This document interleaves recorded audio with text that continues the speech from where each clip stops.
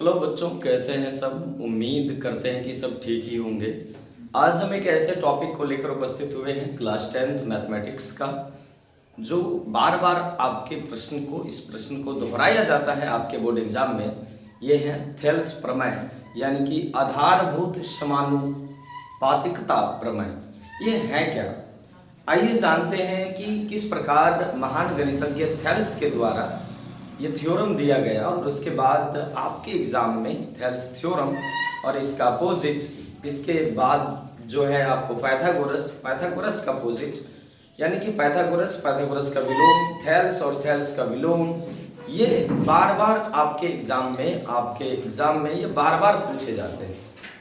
तो आइए जानते हैं कि किस प्रकार से जो है थेल्स प्रमेय पूछा जाता है और क्या क्या पूछता है इसमें मेन टॉपिक, इसके अलावे भी इनसे जुड़े हुए तमाम सवालों को।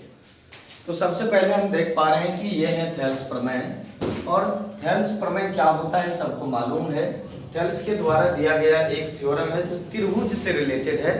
आइए जानते हैं कि इसका जो साधारण प्रतिज्ञा है, यानी कि थेल्स प्रमेय क्या कहता है हमसे और क्या ऐसा प्रूव्ड हो पाता है। तो आइए आज हम प्रूव्ड करके देखेंगे कि थेल्स साहब ने क्या प्रूव्ड करके दिया, जिसके बाद त्रिभुज के आधारभूत समानुपातिकता जो है एक थ्योरम निकल कर आया। साधारण प्रतिज्ञा कहता है कि यदि किसी त्रिभुज के, जानते हैं हम सभी की 3 भुजा होते हैं त्रिभुज में, यदि किसी त्रिभुज के एक भुजा के समांतर कोई एक भुजा ले लेंगे और एक भुजा के समांतर कोई अन्य रेखा खींची जाती है और उस रेखा को खींचने के बाद अगर आप देख पा रहे हैं कि जो अन्य 2 भुजाएं हैं, जो शेष 2 भुजाएं हैं, वो रेखा अन्य 2 भुजाओं को समान अनुपात में विभाजित करती है। बस यही है थेल्स का थ्योरम। उन्होंने कहा कि यदि किसी त्रिभुज के एक भुजा के समांतर, किसी एक भुजा के समांतर कोई अन्य रेखा खींची जाती है, तो वो जो रेखा जो खींची गई है वो शेष 2 भुजाओं को या अन्य 2 भुजाओं को समान अनुपात में विभाजित करती है। क्या ऐसा होता है, प्रूव करके देखते हैं कि विशेष प्रतिज्ञा क्या है।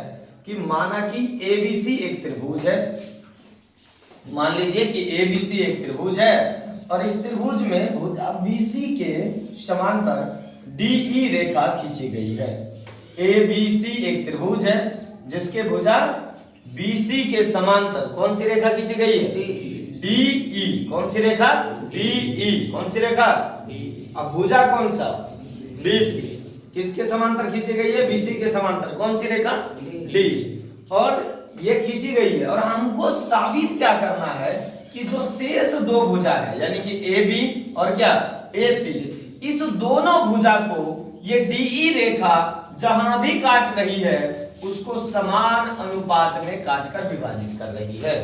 और इसको साबित करके देखते हैं क्या है। देखिए, तो माना कि ABC एक त्रिभुज है जिसके भुजा BC के समांतर DE रेखा इस प्रकार से खींची गई है कि DE AB को D पर, DE AB को D पर तथा AC E को क्या रे प्रतिच्छेदित कर रही है, तथा AC E बिंदु पर प्रतिच्छेदित कर रही है। फिर से बोलो क्या कहे कि विशेष प्रतिज्ञा में माना कि ABC एक त्रिभुज है, माना कि ABC एक त्रिभुज है जिसके भुजा BC के समांतर DE रेखा खींची गई है। यहां तक दिक्कत है ना। अब इस प्रकार खींची गई है कि D जो है AB को और E जो है AC को विभाजित कर रही है या प्रतिच्छेदित कर रही है। हो गया। अब हम लिखते हैं क्या सिद्ध करना है। क्या सिद्ध करना है? इन दोनों भुजाओं का अनुपात बराबर होना चाहिए। तो इस दोनों भुजा में ये AD है और ये BD है, तो AD बटा BD बराबर AE बटा EC। यही साबित करना है। क्या साबित करना है? फिर से बोलिए। साबित क्या करना है? AD बटा BD यानी इस भुजा का और AE बटा EC यानी कि AC को जो 2 भाग में बांट रही है और AB को जो 2 भाग में बांट रही है, दोनों का रेशियो जो है, दोनों का जो अनुपात है वो बराबर होनी चाहिए। बस यही साबित करना है। तो पहले कुछ रचना कर लेते हैं। रचना अपने मन से यह होगा, रूल कहता है, जो थेल्स साहब ने करके दिखाया था हमको। तो रचना करते हैं कि D से DM AC पर लंब डाला, मतलब 90 डिग्री का कोण के साथ एक लंब खींच दिए। कहां रे? D से DM ना, कहां खींचे? AC पर। कहां पर? AC पर। फिर E से EN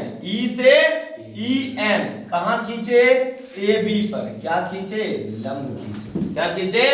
लंब खींचे। दूसरा क्या है? B से E को मिलाया और C से D को मिलाया। किसको किसको मिलाया? फिर से देखिए, B से E को C से D को मिलाया। फिर से इस पूरे रचना को समझिए क्या बोल रहे हैं। बोल रहे हैं ये क्या कि ABC एक त्रिभुज है। क्या है? त्रिभुज है। त्रिभुज का क्या नाम है? ABC त्रिभुज में भुजा BC के समांतर DE रेखा खींची गई है और ये इस प्रकार खींची गई है कि AB को D पर प्रतिच्छेद करती है और AC को E पर प्रतिच्छेदित करती है ना। रचना क्या है? रचना ये है कि D से DM AC पर लंब खींचे 90 डिग्री के कोण के साथ, और क्या E से EN AB पर लंब खींचे 90 डिग्री के कोण के साथ। बस इतना रचना है। अब आगे देखिए क्या है प्रमाण। क्या है प्रमाण कहता है यानी कि अब साबित कैसे करेंगे। अब देखिए त्रिभुज ADE यानी ऊपर जो ये त्रिभुज दिख रहा है पूरे, इसका क्षेत्रफल पहले निकालेंगे। इसका क्षेत्रफल पहले निकालेंगे। तो पहला देखिए क्या है, त्रिभुज ADE का क्षेत्रफल बराबर 1/2 गुना आधार गुना ऊंचाई। सब कोई जानते हैं, नहीं जानते हैं? त्रिभुज का क्षेत्रफल क्या होता है? 1/2 गुना आधार गुना ऊंचाई। तो 1/2 हो गया। आधार इसमें क्या है? AD और ऊंचाई क्या है? देखिए तो EN। क्या है? EN। एक त्रिभुज है, इस प्रकार से आपको दिख रहा है। इस त्रिभुज में इधर एक EN जो है लंब खींचा गया है, बाकी ये ADE है। ठीक है, तो यहाँ जो लंब खींचा गया यही इसकी ऊंचाई है और ये क्या है? आधार है। तो AD गुना EN। ठीक इसी प्रकार आप देख पा रहे हैं ये जो त्रिभुज दिख रहा है ये BDE है ना, ये वाला त्रिभुज। ये इस त्रिभुज में ऊंचाई है इधर दिया हुआ है ना, हाँ EN। क्या? EN। तो पुनः त्रिभुज BDE में 1/2 गुना आधार है BD, तो BD गुना EN। BD गुना EN ये हो गया पहला और ये हो गया दूसरा। यदि हम दोनों के क्षेत्रफलों का अनुपात ज्ञात करते हैं, रेशियो निकालते हैं, तो 1/2 गुना AD गुना EN 1/2 गुना BD गुना EN। अब देखिए 1/2 खत्म, EN खत्म और बचता क्या है? AD/BD। ये हो गया समीकरण 1 ना, आसानी से आ गया समीकरण 1। अब सेम टू सेम इसी प्रकार से अब इस त्रिभुज और इस साइड वाले त्रिभुज के लिए करेंगे, यानी कि CDE के लिए करेंगे। ऊपर वाला त्रिभुज सेम रहेगा, बस इस बार ऊंचाई चेंज कर देंगे, ऊंचाई कर देंगे DM। क्या कर देंगे? DM, दोनों की ऊंचाई के लिए। तो पुनः लिखेंगे त्रिभुज ADE का क्षेत्रफल। किसका क्षेत्रफल? ADE का क्षेत्रफल क्या होगा बताइए? 1/2 गुना AE गुना DM। AE इस बार आधार हो गया और ऊंचाई क्या हो गई? DM। यानी कि ये त्रिभुज है ADE जिसमें इस बार ऊंचाई क्या माना गया है? DM। क्या माना गया? ऊंचाई DM। तो इस प्रकार से देख पा रहे हैं हम 1/2 गुना AE गुना DM, बशर्ते आधार भी चेंज हुआ है इस बार। अब पुनः लिखेंगे किस त्रिभुज के लिए? CDE के लिए ऊंचाई वही है DM। ऊंचाई क्या है? वही है 1/2 और आधार क्या है? EC गुना DM। इस प्रकार दोनों त्रिभुज का पुनः अनुपात निकालेंगे तो एक ADC का क्षेत्रफल बटे CDE का क्षेत्रफल बराबर 1/2 गुना AE गुना DM बटे 1/2 गुना EC बटे DM। DM खत्म, 1/2 खत्म और इस प्रकार से आया क्या? AE बटा EC समीकरण 2। आप चाहे तो डायरेक्ट लिख सकते हैं समीकरण 1 तथा 2 से, ये निकल जाएगा। लेकिन आप देख पा रहे हैं क्या कि आप जिन जिन त्रिभुज का क्षेत्रफल निकाले, पहले तो ये है देखिए ऊपर वाला ना, इसी का 2 बार क्षेत्रफल लेके दोनों के क्षेत्रफलों का अनुपात ज्ञात किए। फिर है BDE ये त्रिभुज, फिर CDE ये त्रिभुज। ये दोनों त्रिभुज जो है एक के आधार पर है ना, जिस आधार का क्या नाम है? DE। क्या है? D। जब ये दोनों रेखाएं समांतर है और ये दोनों एक ही आधार पर हैं, तो इसका मतलब ये और ये आपस में क्या है? समान अनुपात में है या समान बराबर है। क्या है? यानी इस त्रिभुज का क्षेत्रफल इस त्रिभुज का क्षेत्रफल क्या है? दोनों का बराबर है। यानी BDE का क्षेत्रफल और CDE का क्षेत्रफल क्या है? बराबर है।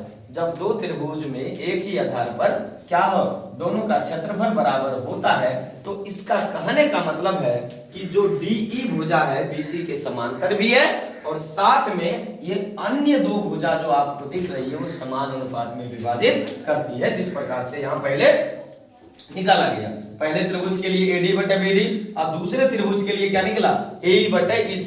पहले किए AD के ADE और BDE के बीच तुलना, दोनों के क्षेत्रफलों का अनुपात, फिर किए ADE, इस बार आधार चेंज किए और ऊंचाई चेंज किए, CDE का क्षेत्रफलों का अनुपात निकाले और इस प्रकार से समीकरण 1 तथा 2 से क्या निकला कि BD तथा CD समान समांतर रेखाओं यानी कि DE और BC के बीच त्रिभुज है और जिसका आधार सेम है यानी कि DE आधार है।